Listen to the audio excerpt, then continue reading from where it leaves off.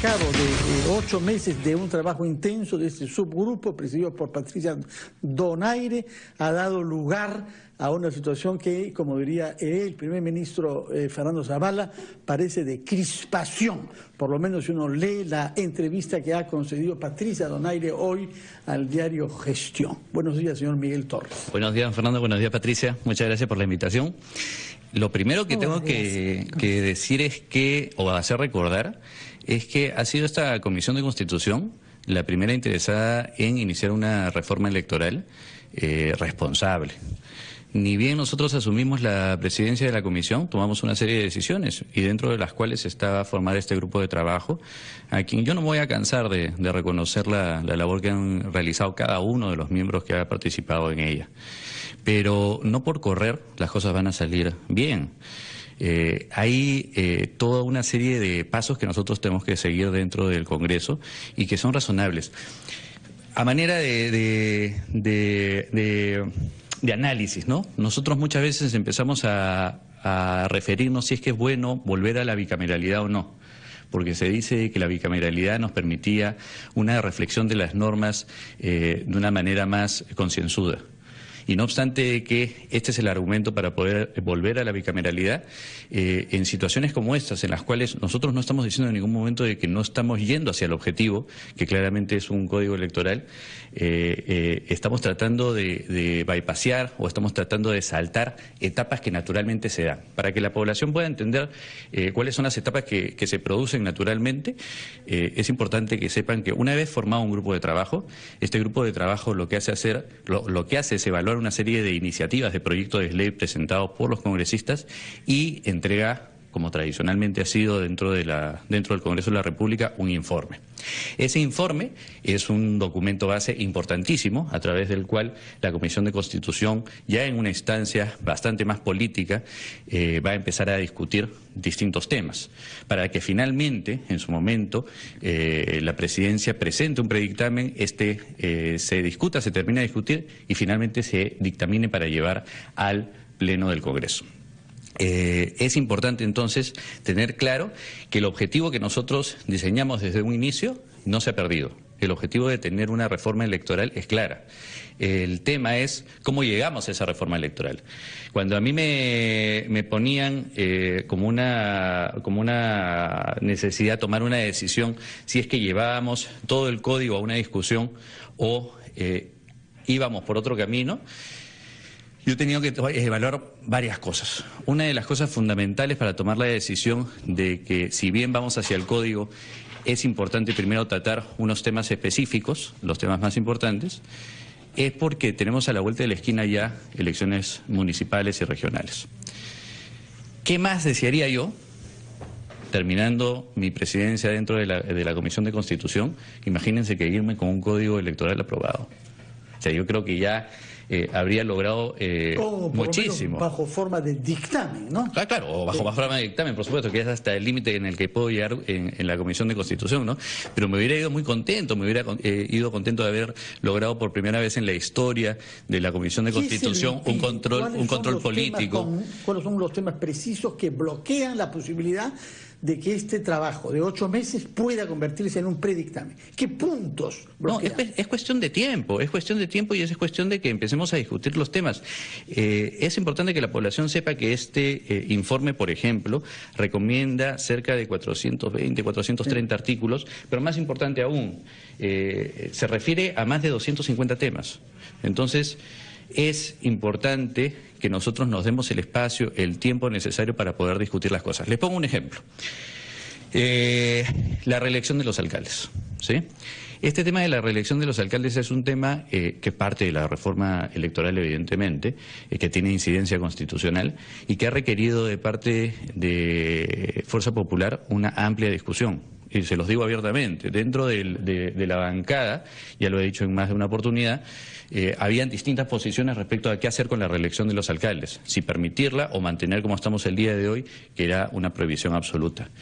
don Fernando, Patricia, nos hemos demorado meses discutiendo el tema. De hecho, prácticamente hemos dedicado 3 sesiones casi en exclusiva a discutir sobre si es que debe ir o no debe ir la reelección. Decidieron que sí, pero no para el 18, sino para el 22.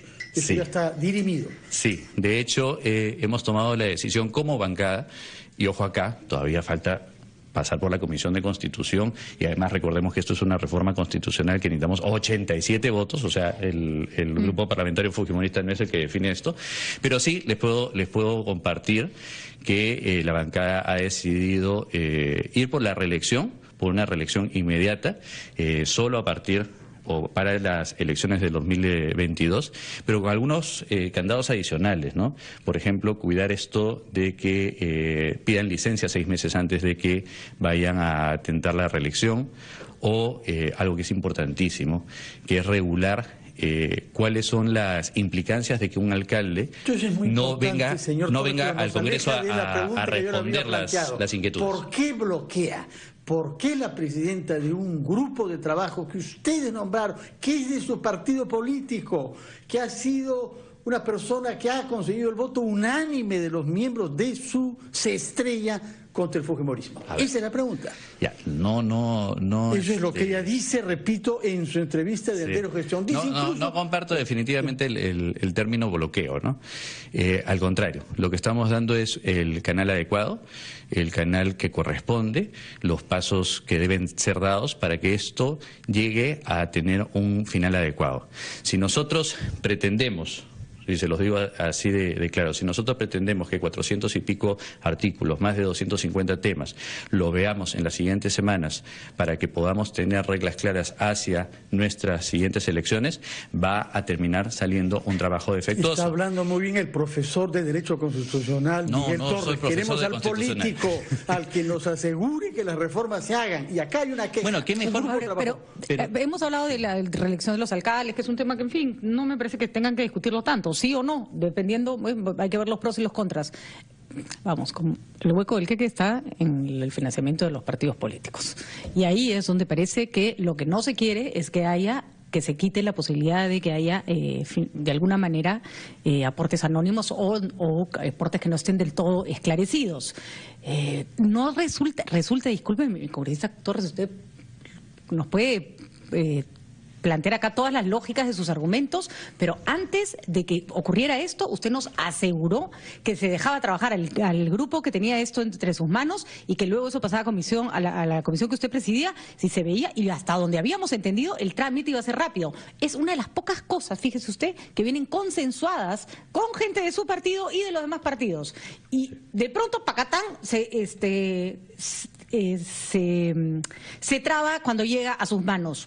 No era esa la actitud que nos había dicho, no era ese el tono con el que había venido durante meses, no había sido esa su actitud. Discúlpeme, pero tenemos buena memoria, discúlpeme, pero nos parece raro. No, me parece espectacular la memoria, porque en realidad en ningún momento me estoy contradiciendo. ¿Cómo no? Todavía, Patricia, nos quedan, gracias a Dios, algunas semanas dentro de la Comisión de Constitución, y vamos a guardar esta grabación porque para mí es importantísimo que en mis últimas semanas como presidente nosotros atendamos temas que son urgentes, dentro de los cuales está el tema de financiamiento. Pero el problema es que este tema ya se atendió. Usted generó una comisión. Un grupo de trabajo. Un grupo de trabajo. Sí. Ese grupo de trabajo tuvo un encargo. Ese encargo lo cumplió y lo cumplió bien. Ustedes confiaban, y además es un trabajo que se ha hecho de manera transparente, en que lo que salía de ahí iba a ser un tema que generaba consenso.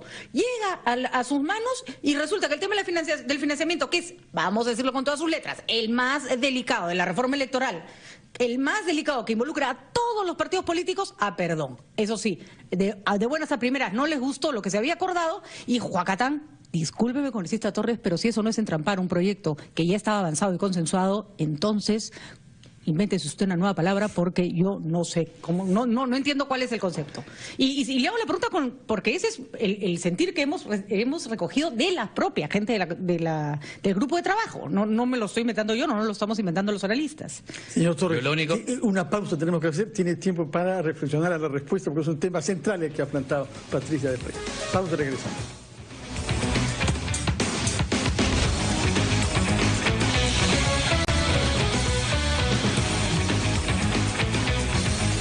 Son las 8:18 de la mañana, estamos entrevistando al poderoso presidente de la Comisión de Constitución de nuestro Parlamento, es decir, el hombre que puede a través de su comisión decidir esto va, esto no va, esto es compatible o no con la Constitución, y queremos comprender cuál es la actitud que ha asumido él y su comisión ante el proyecto de reforma electoral que fue elaborado en el tiempo previsto por el subgrupo. Patricia del Río preguntó, ¿lo que bloquea es el tema del financiamiento o no? No hay nada que bloquee.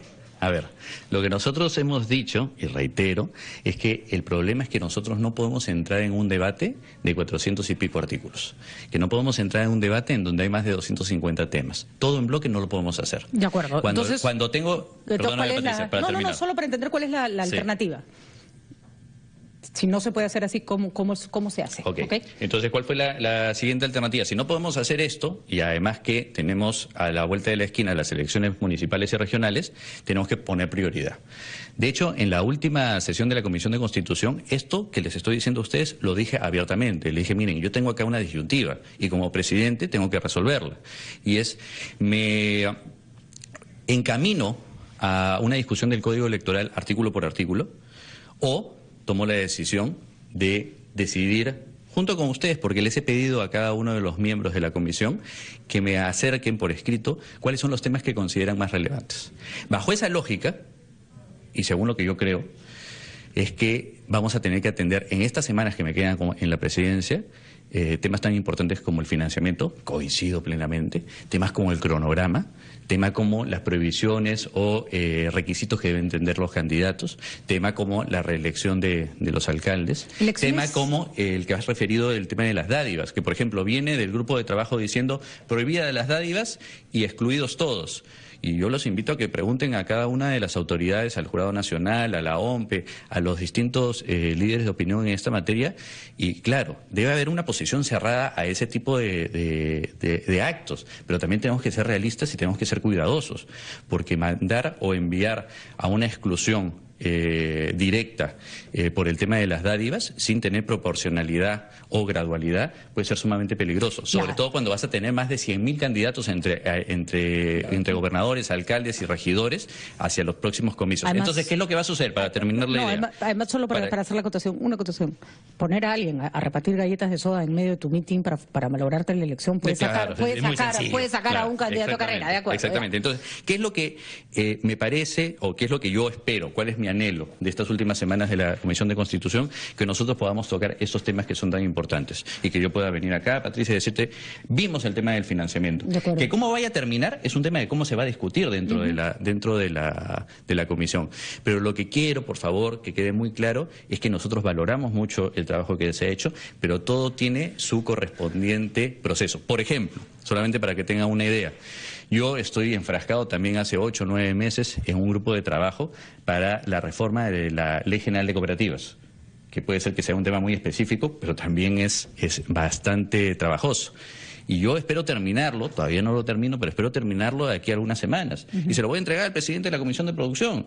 Y le voy a decir, este es el trabajo técnico que hemos estado realizando con una serie de congresistas. Entonces, y usted vea cuál es el mecanismo, la fórmula que debe corresponder adelante. Yo he tenido...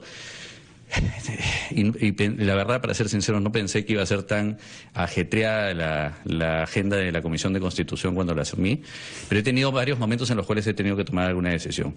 Y en este momento he tenido que tomar una decisión respaldada por mi bancada y luego respaldada por muchas bancadas de la Comisión, en la cual decía, a ver, me voy iniciando la discusión de Código Electoral que puede ser, y seamos sinceros, lo más probable es que no lleguemos a terminar toda una discusión de un código electoral antes de las elecciones municipales o regionales, o me voy siendo consecuente con lo que hicimos, iniciar un grupo de trabajo, recibir un informe, empezar por los temas más urgentes, luego continuar con los temas más importantes y así ir avanzando verdaderamente a paso firme hacia el código electoral. He preferido la segunda. Si me he equivocado, bueno, a veces hay que tomar decisiones. Entonces, la vez pasada creo en lo personal que no ha sido una equivocación. La vez pasada tuvimos una reforma electoral Frankenstein y mal hecha que al final lo único que hizo fue empeorar las cosas, y en ese sentido... Porque corrimos. Exactamente. En ese sentido la prudencia nunca está mal vista. La pregunta es, si habían tenido tan buena relación de trabajo con el grupo... Sí. ¿qué se malogró al final? Además, lo raro, discúlpeme, congresista, es que a usted, usted es una persona dialogante, la congresista también es una persona dialogante. Encima, los dos pertenecen al mismo grupo político y han terminado peleados de una manera que ha desconcertado a todo el mundo. Ahí es donde uno entiende que no se trata simplemente de una discusión de formas de trabajo. Pareciera que hay algunos intereses que han chocado. ¿Qué pasó entre el grupo de trabajo y la presidencia de la comisión? Patricia, para pelearse se necesitan dos personas. Yo no me peleo con nadie. Pero está claro que la congresista Patricia Donaire se pelea con usted. Tiene alguna incomodidad. Yo te digo, yo no me he peleado con la congresista Donaire. Que no la ha recibido usted, que no ha podido conversar con usted, su presidente. Eso es lo que dice. No, en lo absoluto. Mi puerta siempre está abierta en todo momento y de hecho hemos conversado en momentos previos a las sesiones en las cuales se entregó el informe del grupo de trabajo. Pero respondiendo y yendo con precisión a lo que me decía de esta incomodidad que tiene o podría tener algún miembro del grupo de trabajo. Las cosas claras. Yo voy a proceder como tengo que proceder, sea de mi partido político o no sea de mi partido político. Si es que yo hubiera procedido de una manera distinta, válidamente, el día de hoy me podrían estar cuestionando y diciendo, usted ha procedido así porque esto proviene de un grupo de trabajo donde hay una presencia importante del fujimorismo y además está bajo la coordinación de los fujimoristas. Entonces ya sería el cuestionamiento hacia otro lado. Yo he preferido seguirme y ceñirme a la línea que corresponde a la línea que está ya establecida por la práctica parlamentaria. Yo puedo entender muchísimo cualquier tipo de incomodidad que puedan tener los miembros del grupo de trabajo, pero debemos también entender que más allá de estos anhelos personales, que es, oye, ver tu trabajo desarrollado al máximo, vamos, o sea, eso tiene que estar debidamente acotado. Para hablar de otro punto específico, ¿cómo votaría usted respecto al número de firmas necesarias para inscribir un nuevo partido político? Se dice que se le quiere cerrar el camino a Guzmán y a Verónica Mendoza. O que se les quiere abrir, dependiendo de quién diga. Lo primero que por un tema de previsibilidad, yo creo que las normas o las reglas del juego no pueden variar de manera determinante de un momento a otro. Con esto, por ejemplo, soy de la posición, a mí no me gusta adelantar mucho mis posiciones porque como presidente no debería tener más cuidado en esto, pero sí soy de la posición de que, por ejemplo, en el caso de Verónica Mendoza y entiendo del señor Guzmán, ellos ya compraron kits electorales. Entonces entiendo pues que a ellos no debería serles aplicable algún tipo de modificación. Eso evidentemente movería el tablero de una manera inadecuada. Creo que debemos llegar a otros mecanismos para poder evidenciar que existe verdaderamente una militancia o un apoyo a un partido, sí. Pero creo que eso va a requerir bastante discusión para definir qué cosas son o qué elementos son los que demuestran que verdaderamente existe un partido consolidado. Creo que tenemos que dirigirnos definitivamente al fortalecimiento de los partidos políticos. En ese sentido, solo una consulta. Dijeron acá los miembros del grupo de trabajo, la congresista Donaire y el congresista de Peruanos por el Cambio, el señor Violeta, que se reforzaba todo el trabajo interno y las elecciones internas de los partidos políticos en esta propuesta. ¿Es así? Porque hay quienes consideran que se está dejando exactamente igual y que no hay ningún cambio pertinente ahí. ¿Ha revisado usted el documento en ese sentido? He podido revisar en términos generales. Nuevamente, son 450 artículos, 250 temas. He podido hacer una revisión. Hemos escuchado además las exposiciones que han tenido los miembros del grupo. Sí, he escuchado que básicamente se está manteniendo la misma estructura en el sentido de que los organismos electorales participen atendiendo técnicamente a solicitud de los partidos. O sea, voluntariamente. Voluntariamente. ¿No? El tema del cronograma también evidencia una necesidad de dar un espacio suficiente para las elecciones internas. Hay varias cosas que tocar. Yo, de hecho, saben que la próxima semana tenemos semana de representación. Casi digo a mi pesar, es buena la semana de representación, pero retrasa el tema legislativo, claro. ¿No? Entonces, la subsiguiente es la pretensión de la dirección de la la comisión, que lleguemos con el predictamen de reelección de alcaldes, que a mí me parece fundamental que lo definamos ahorita. Pero es para el 22, o sea, Sí. no es la urgencia. No, Disculpe, la urgencia... el tiempo sí es urgente, tenemos otros temas que yo quisiera que aborde. Sí, pero solamente para decirle, la urgencia sí es decirle a la población si es que este tema tan tocado como la reelección va o no va. Hay otros temas pendientes que han pasado por tu comisión. Uno es el defensor del pueblo, exigiendo que se introduzca un esquema de derechos en la reconstrucción. Y el otro es el proyecto de ley de su colega de bancada, Beteta, Karina Beteta, quien quiere que se penalice también a las empresas socias de otras que hayan incurrido en corrupción. Sí, miren la cantidad de temas importantes con las que me bendicen en la Comisión de Constitución. El otro día hemos recibido la visita del Defensor del Pueblo, en donde ha presentado un proyecto de ley que complementa la ley de reconstrucción. Una ley que, por cierto, y valga la precisión, no demuestra más que colaboración entre el Poder Legislativo y el Poder Ejecutivo. Recuerden que casi nos quedamos hasta las 4 de la mañana trabajando en esa ley de reconstrucción, pero que en efecto tenía un pie cojo, que va mucho hacia la infraestructura, pero dejaba de lado los derechos básicos fundamentales de la persona en casos de desastre. Entonces, ha hecho un aporte importante el Defensor del Pueblo. Estamos trabajando también en la dictaminación de la misma. Y respecto al proyecto por favor, después de la pausa, tiene unos minutos todavía, señor Miguel Torres, presidente de la Comisión de Constitución.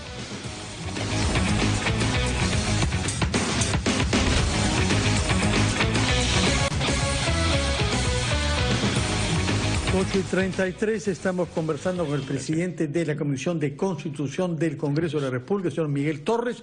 Quedó pendiente la pregunta sobre ese proyecto de ley que ha sido planteado por su compañera de bancada, Karina Beteta, para sacar de licitaciones a empresas que sean socias de empresas que hayan practicado corrupción. Cuéntenos, por favor, qué es esta ampliación del campo de la exclusión empresarial. Sí, acá varias reflexiones. El primero es que este es un proyecto de ley que complementa un decreto de urgencia. Valga la oportunidad para decir... Complementa, dice usted, en realidad modifica. Complementa. Ahora voy a explicar por qué complementa. Y vamos a ver de que el Ejecutivo ha generado una serie de decretos de urgencia en donde nosotros ya hemos hecho la revisión constitucional y les hemos dado la confirmación de que todo está bien. Por cierto, por si queda dudas ahí de que el Congreso está actuando de manera obstruccionista, en lo absoluto.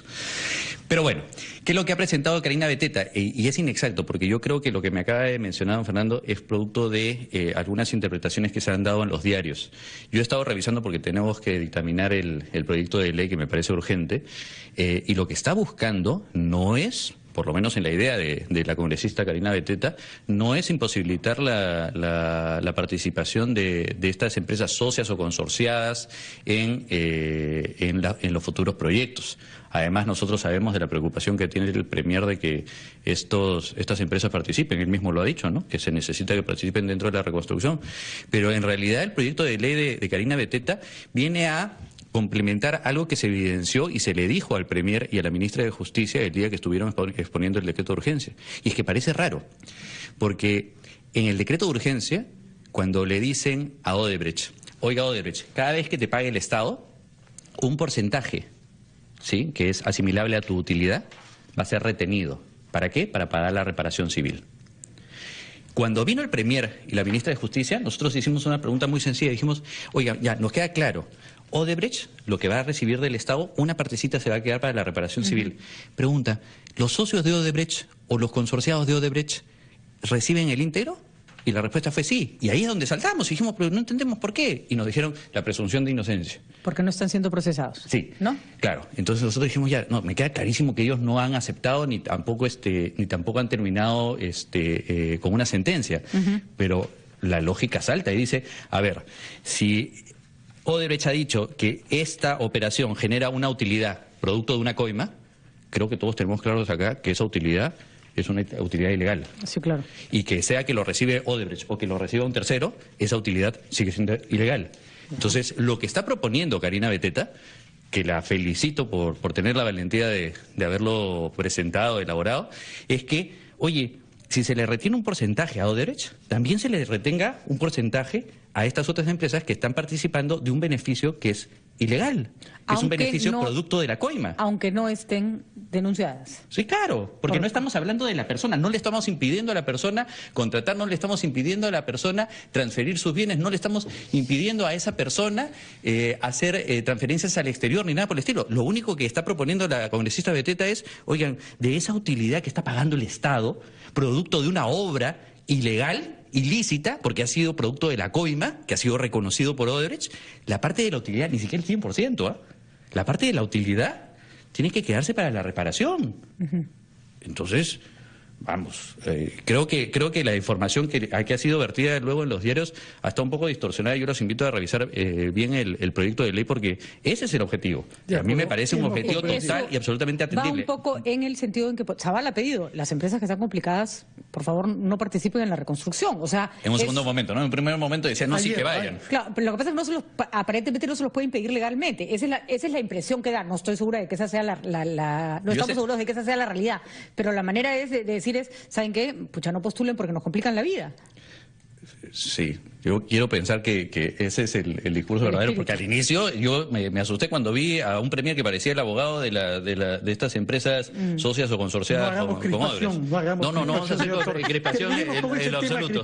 Hay dos nuevos titulares de ministerios en el gabinete. Sí. Su opinión sobre eso. Uno de ellos, colega suyo, por lo demás, Pedro Lechea. Sí, Pedro Lechea, en realidad le deseo la mejor de las suertes, tremenda labor la que va a asumir. No puedo dejar de manifestar un poco de tristeza de que deje su escaño, ¿no? Y que vaya hacia un ministerio. Con Pedro se ha podido dialogar, se ha podido conversar. Soy testigo de que es una persona abierta y que, de hecho, ha permitido que una serie de temas, como la delegación de facultades, como la aprobación del presupuesto, incluso de manera indirecta en la ley de reconstrucción que tuvimos que dar, en todos estos actos en donde el Congreso ha demostrado que no es obstruccionista, la presencia de Pedro siempre ha sido importante. Entonces, algo de tristeza tengo de ver que vaya a dejar su escaño, pero le deseo la mejor de las suertes allá en el ministerio. Bruno Yufra en Transportes, heroico. Bueno, es un tremendo reto, ¿no? Tengo la sensación, eso sí, del ministro de Yufra, también tengo la mejor de las consideraciones, pero tengo la sensación de que no terminó de asentarse en el puesto de dirigir tremendo ministerio y lo están cambiando, ¿no? Entonces, bueno, muchas gracias por su presencia, deja señor, y por contribuir a que no haya crispación en nuestra vida política, que como ha dicho Fernando Zavala, nos distrae de las cosas importantes, mejorar la vida de los peruanos. 8:39, hacemos una pausa y retomamos con la persona de noticias. Gracias.